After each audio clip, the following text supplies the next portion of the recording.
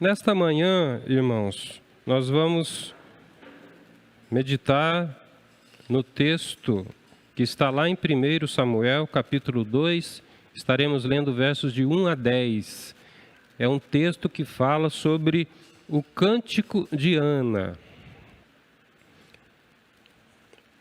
O texto estará sendo projetado na tela aí, do seu smartphone ou da sua TV. Mas se você quiser, você pode também acompanhar na sua Bíblia. 1 Samuel, capítulo 2, versos de 1 a 10. Então diz assim a palavra de Deus. Então orou Ana e disse: O meu coração exulta ao Senhor, o meu poder está exaltado no Senhor. A minha boca se dilatou sobre os meus inimigos, porquanto me alegro na tua salvação. Não há santo como é o Senhor, porque não há outro fora de ti, e rocha nenhuma há como o nosso Deus. Não multipliqueis palavras de altíssimas altivezas, nem saiam coisas árduas da vossa boca, porque o Senhor é o Deus da sabedoria, e por ele são as obras pesadas na balança. O arco dos fortes foi quebrado, e os que tropeçavam foram cingidos de força. Os fartos se alugaram por pão, e cessaram os famintos. Até a estéril teve 7 filhos, e a que tinha muitos filhos enfraqueceu. O Senhor é o que tira a vida e a dá, faz descer a sepultura, e faz tornar a subir dela. O Senhor empobrece e enriquece, abaixa e também exalta. Levanta o pobre do pó, e desde o esterco exalta o necessitado, para o fazer assentar entre os príncipes, para o fazer herdar o trono da glória. Porque do Senhor são os alicerces da terra, e assentou sobre eles o mundo. Os pés dos seus santos guardará, porém os ímpios ficarão mudos nas trevas, porque o homem não prevalecerá pela força. Os que contendem com o Senhor serão quebrantados. Desde os céus trovejará sobre eles. O Senhor julgará as extremidades da terra, e dará força ao seu rei, e exaltará o poder do seu ungido. Vamos orar nesse momento mais uma vez, clamando ao Senhor pela sua direção neste momento de reflexão da sua palavra. Senhor Deus, queremos te agradecer pela leitura da tua palavra, que o Senhor possa neste momento falar aos corações de todos nós e que possamos ser engrandecidos, Pai, que possamos crescer em conhecimento, que possamos assim nos fortalecer, tendo como base a Tua Palavra. Que o Senhor nos ajude e que a Tua Igreja possa ser edificada. Nós oramos e agradecemos no nome de Jesus. Amém.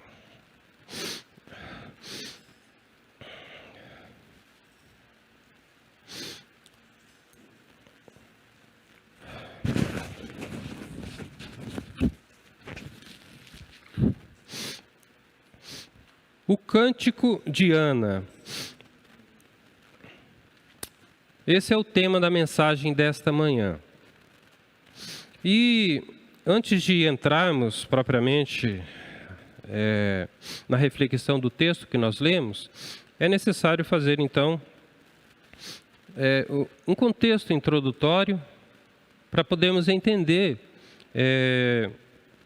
quem era Ana, né? O porquê que ela fez esta oração em forma de cântico e por que ela se declara dessa maneira para Deus, né?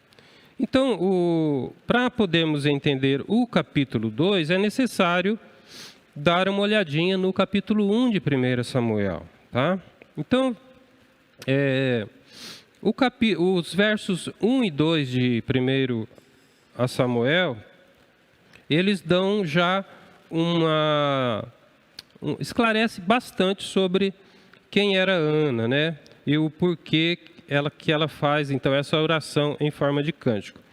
Então, capítulo 1, versos 1 e 2 diz assim: Houve um homem de Ramataim, de Zofim, da montanha de Efraim, cujo nome era Eucana, filho de Jeroão, filho de Eliú, filho de Tou, filho de Zuf, Efrateu. E este tinha 2 mulheres. O nome de uma era Ana, e o nome da outra, Penina. E Penina tinha filhos, porém Ana não tinha filhos. Então aqui nós já vemos o quê? Que Ana, ela era estéril, ela não podia ter filhos. E ela era esposa de um homem chamado Eucana. E ela dividia a atenção dele com uma outra esposa chamada Penina. Penina tinha muitos filhos. E isso deixava Ana muito triste, pelo fato dela não poder ter filho, pelo fato dela não poder dar nenhum filho a Eucana. E ela chorava muito e se derramava diante de Deus em oração. Além da tristeza que ela já tinha por ser estéril, havia um agravamento dessa situação, porque Penina a irritava e afrontava ela pelo fato dela ter filhos. E Ana não. Então lá no verso 6 e 7 diz exatamente isso, que Penina irritava Ana pelo fato dela ter filhos e Ana não poder ter. Então, a partir desse momento, Ana começa então a clamar a Deus para que Deus então pudesse dar a ela um filho homem, né? A oração dela é bem interessante, ela ora a Deus de forma específica. Então, lá no versos 10 e 11 diz que ela então orou a Deus com amargura de alma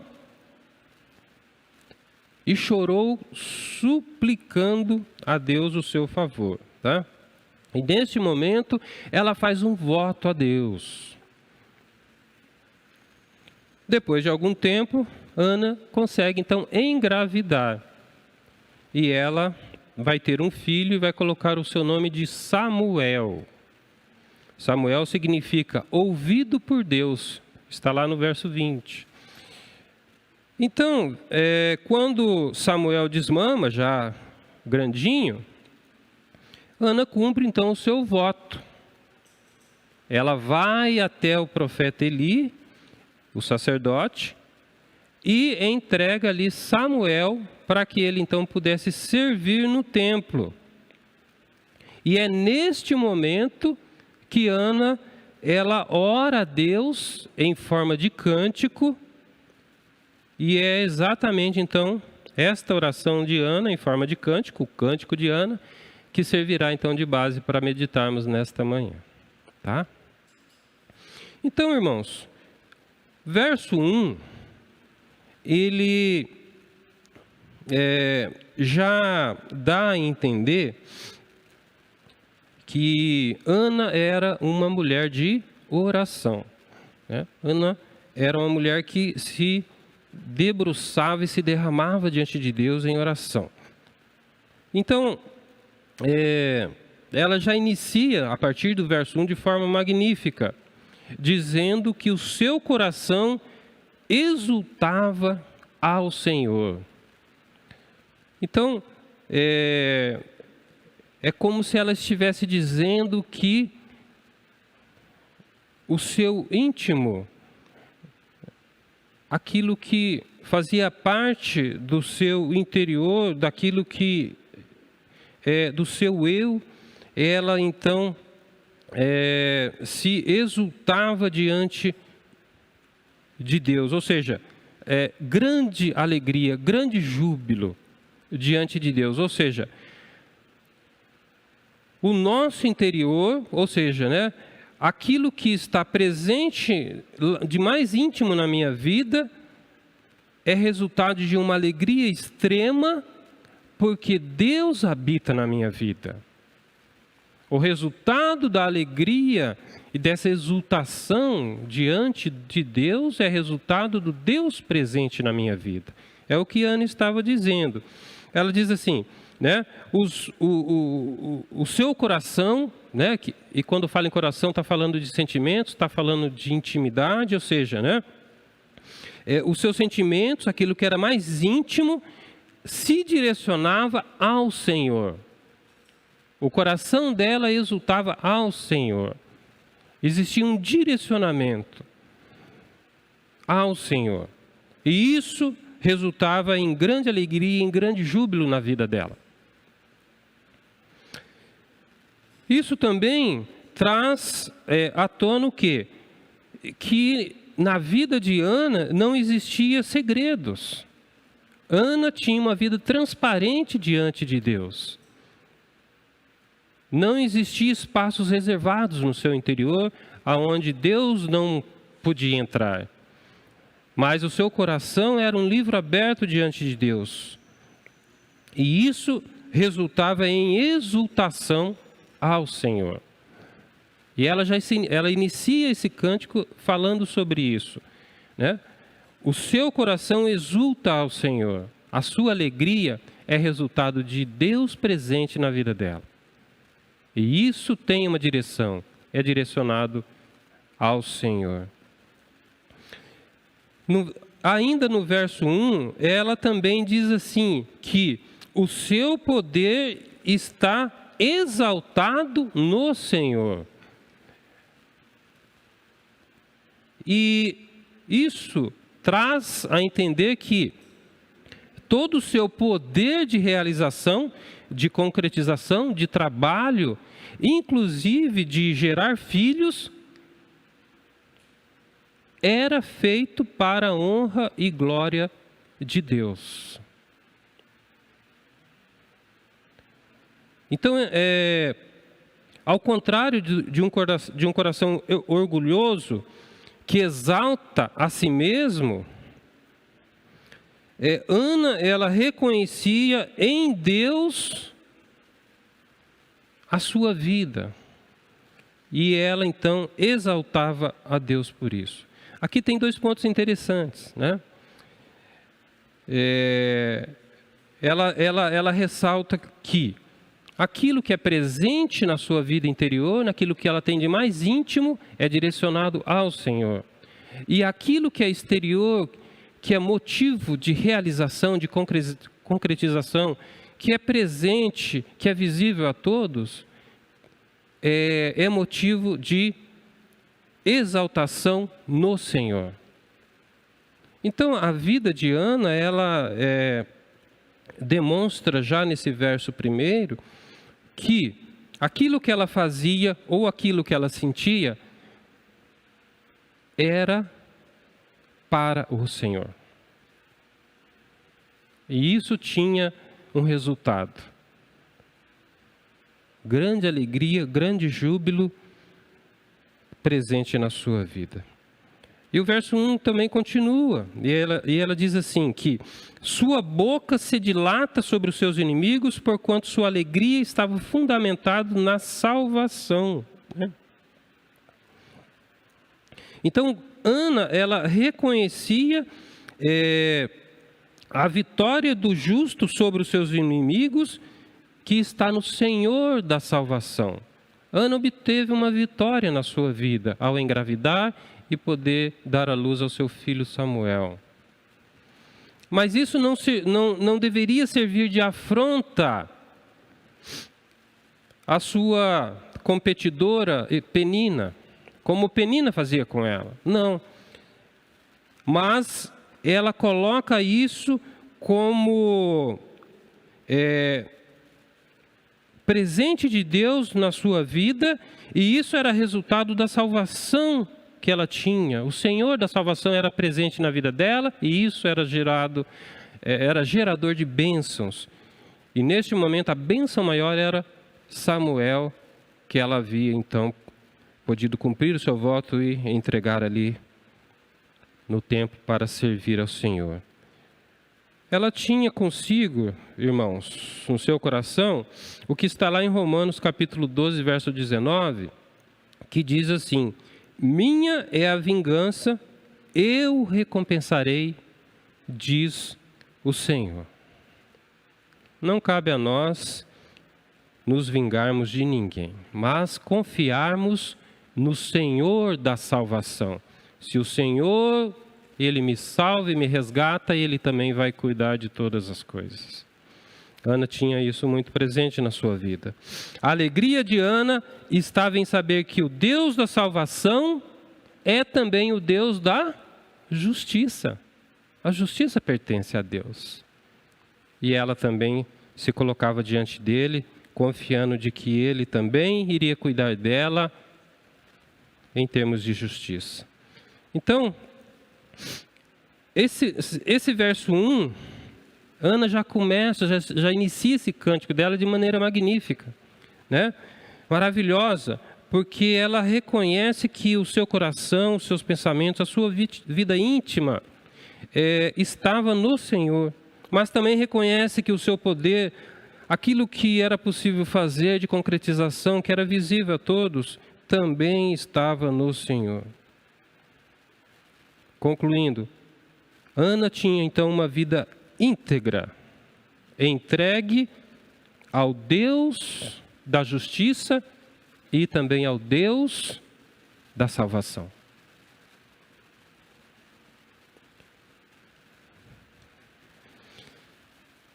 No verso 2, ela então vai começar, né? Agora ela sai, né? Ela começa falando de si e como que era o seu relacionamento com Deus, e agora ela vai então ressaltar alguns atributos do Deus a quem ela servia.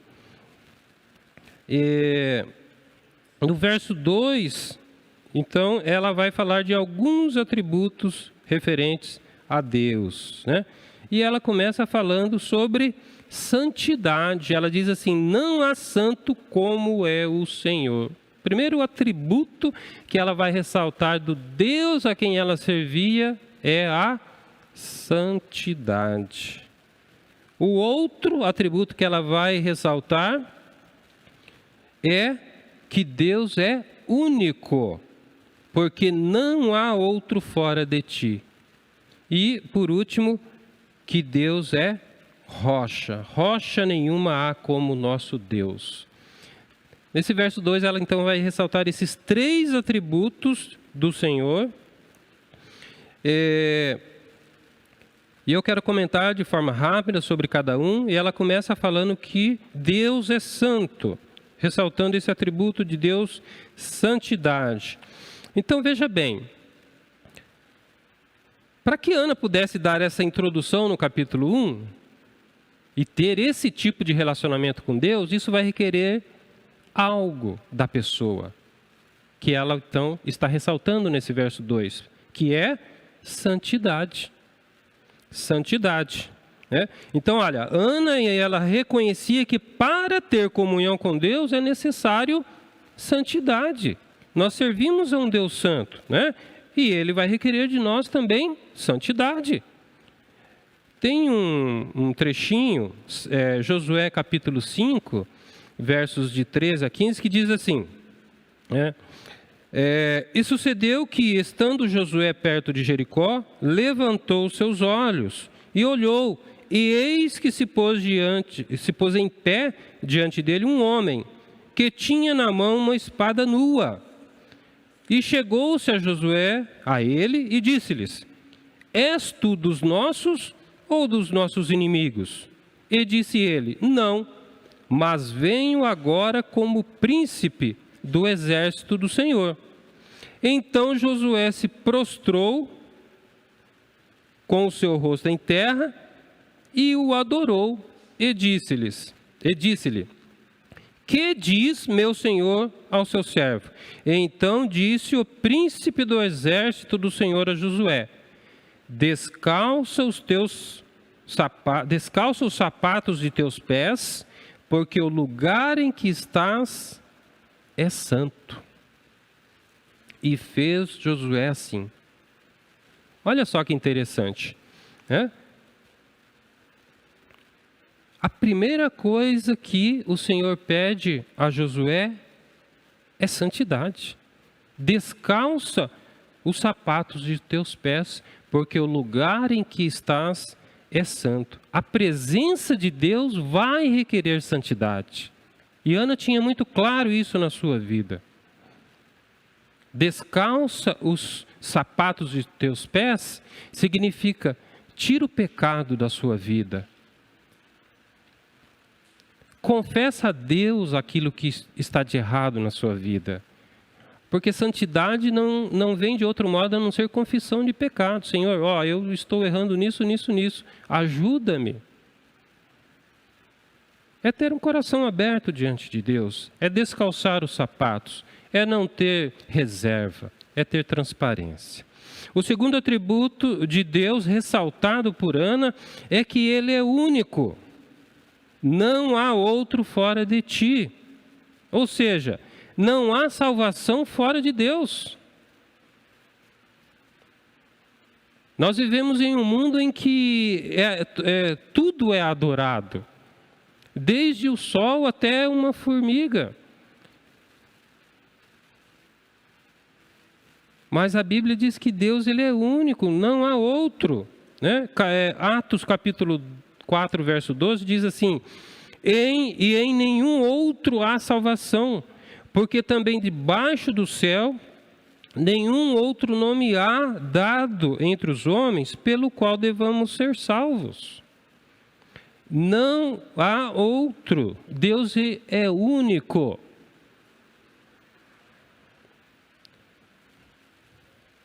E o apóstolo Pedro, ele vai comentar exatamente sobre isso quando ele é questionado por Jesus, em João capítulo 6, versos 68 e 69.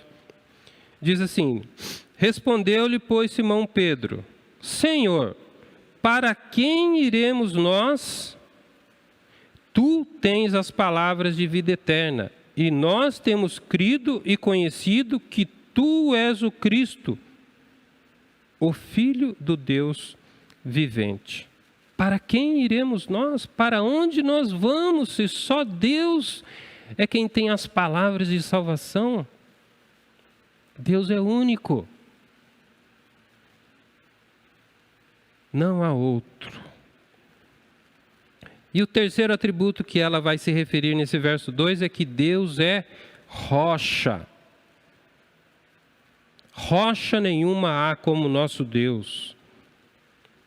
Na Bíblia há muitas vezes, há muitos versos e capítulos no decorrer da Bíblia que falam de Deus como rocha. Né?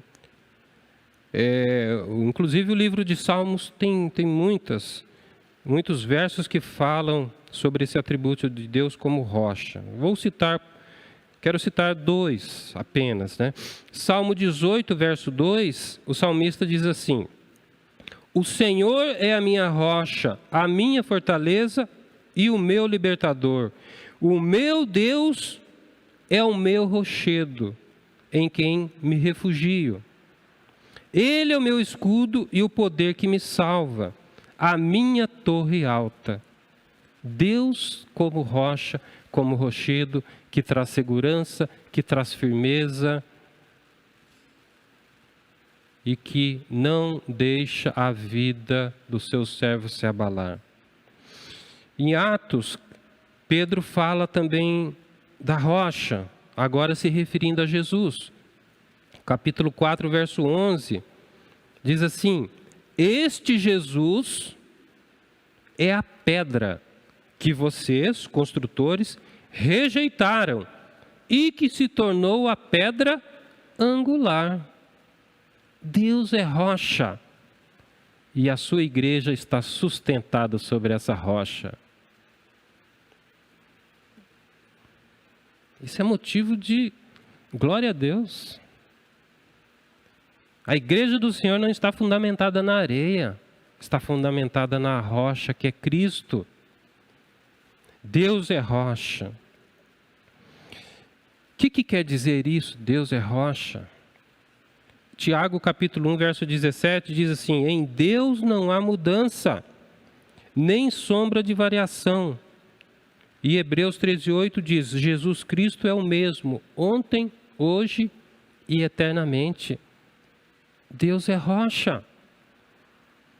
Nós podemos confiar nele. E Ana ressalta este atributo do Senhor. No verso 3, Ana, ela traz um conselho às pessoas que vivem distante de Deus. Ela diz assim: não multipliqueis palavras de altíssimas altivezas, nem saiam coisas árduas da vossa boca, porque o Senhor é o Deus da sabedoria, e por ele são as obras pesadas na balança. Então aqui ela irá ressaltar para termos cuidados com palavras altivas e árduas, que ferem, que ofendem e que são usadas com intenções malignas. As nossas palavras devem ser palavras de bênção.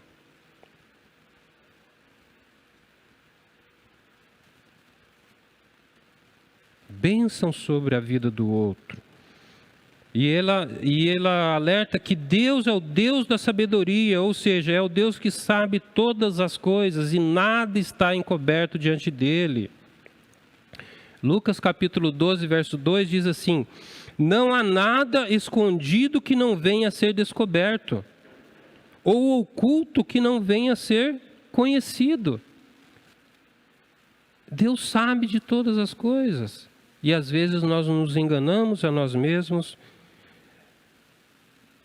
dizendo coisas que não são verdades na nossa vida, ou que trazem maldição na vida do nosso próximo.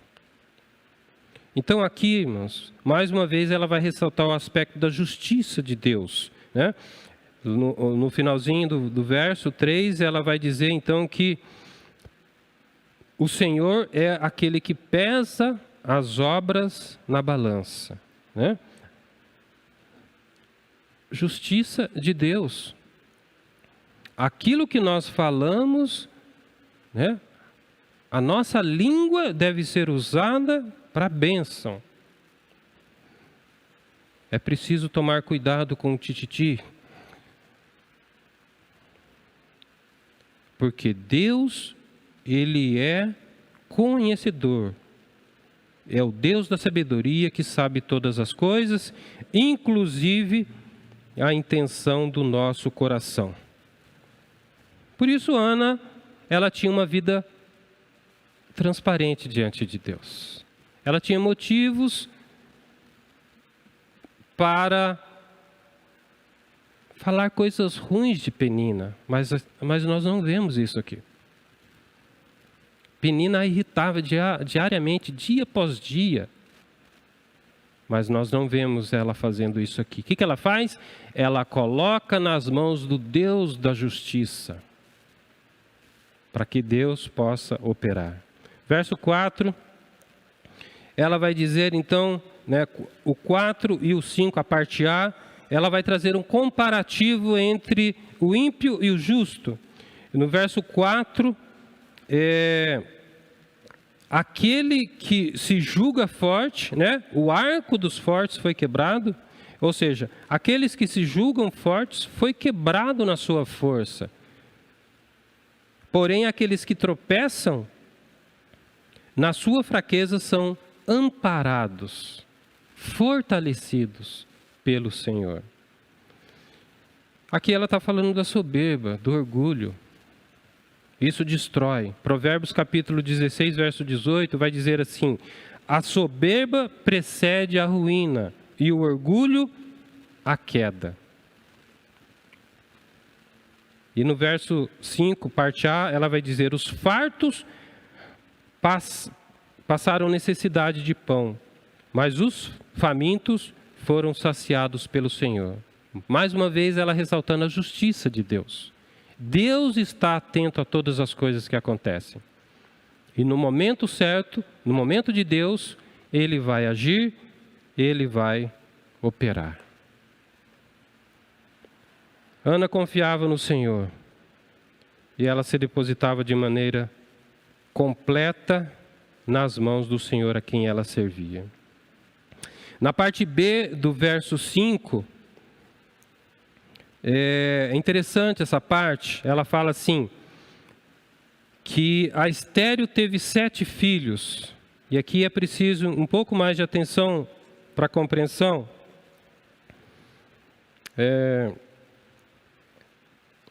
Deixa eu dar uma olhadinha aqui na hora. Veja bem, irmãos, Ana, ela era estéril.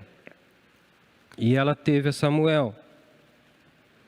Não sabemos se ela teve outros filhos. No entanto, quando a Bíblia traz esse número 7, ela traz o significado também de algo perfeito, né? Ou de algo preparado ou feito por Deus com perfeição. E Samuel,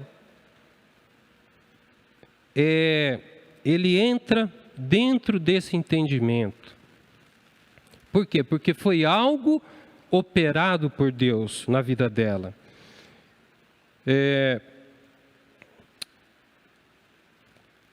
A palavra Samuel, ele foi confirmado como profeta de Deus. Capítulo 3, verso 19 e 20, né? Você pode confirmar lá depois. E como profeta de Deus, a palavra de Samuel era como se fosse a palavra do Senhor. E como tal, ela deveria ser obedecida.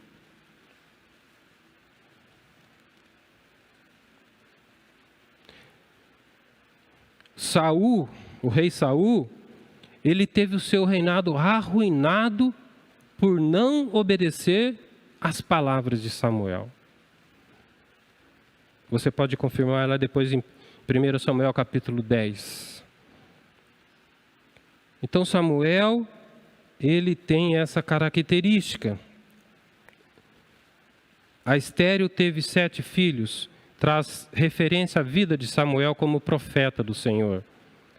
7 no sentido de que aquilo que Deus faz é perfeito, é para a honra e é para a glória dele.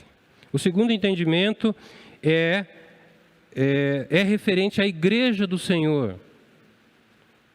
Ou seja, os gentios, que somos nós.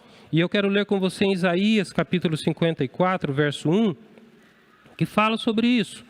Que diz assim: cante, ó estéril, você que nunca teve um filho, e rompe em canto, grite de alegria, você que nunca esteve em trabalho de parto, porque mais são os filhos da mulher abandonada do que os daquela que tem marido, diz o Senhor. A igreja, ela é a estéril. Por quê? Porque a semente da salvação que está em Jesus, ela veio pelos judeus e não pelos gentios. No entanto, o número dos filhos da estéril, ou seja, da igreja, é maior do que a casada, se referindo aos judeus.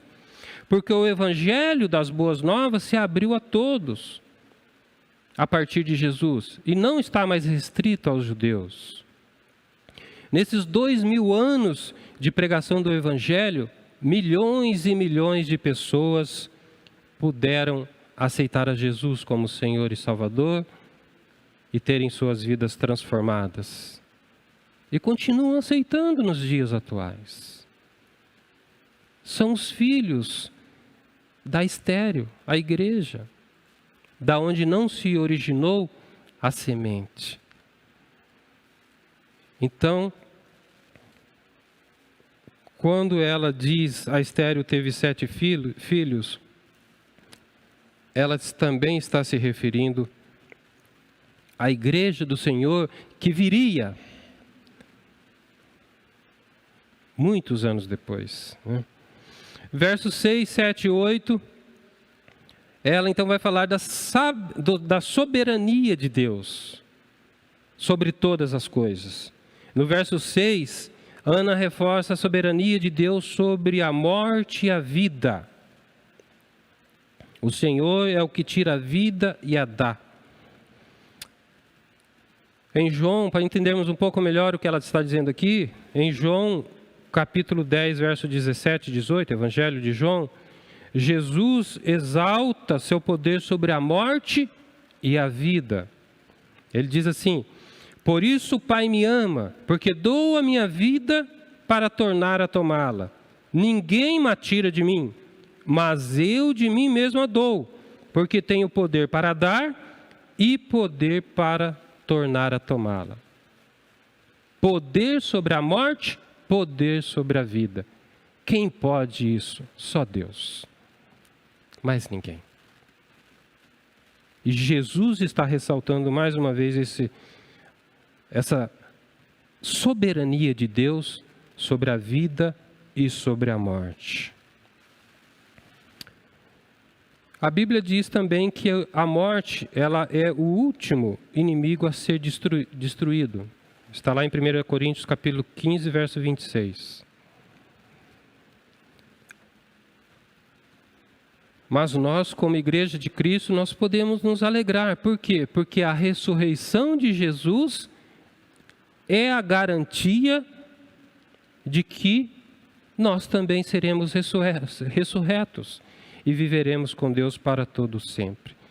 Se Jesus obteve vitória sobre a morte e ressuscitou, nós também seremos ressuscitados no último dia e viveremos com o Senhor para sempre. Verso 7, ela vai ressaltar Deus como onipotente, mais um atributo de Deus.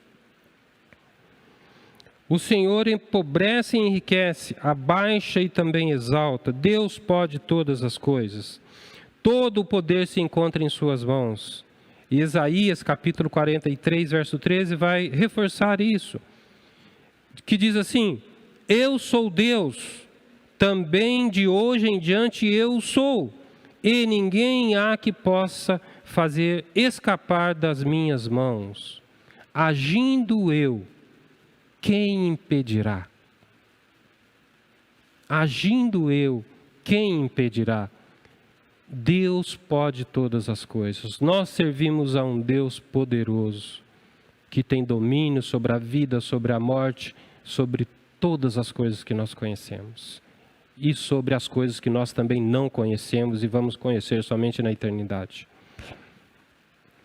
Verso 8, ela vai então ressaltar mais um atributo de Deus como sustentador. Sustentador. Por quê? Aquele que estabeleceu os alicerces da terra, né, é aquele também que sustenta esses alicerces. Salmo 104, versos de 1 a 5 diz assim: bendiga ao Senhor a minha alma. Ó Senhor meu Deus, Tu és tão grandioso, estás vestido de majestade e esplendor, envolto de luz como numa veste. Ele se estende os céus como uma tenda e põe sobre as águas dos céus as vigas dos seus aposentos. Faz das nuvens a sua carruagem e cavalga nas asas do vento. Faz dos ventos seus mensageiros e dos clarões reluzentes seus servos. Ele firmou a terra sobre os seus fundamentos para que jamais se abale. E o Salmo continua. Você pode ler depois, Salmo 104, fala sobre Deus como sustentador de todas as coisas.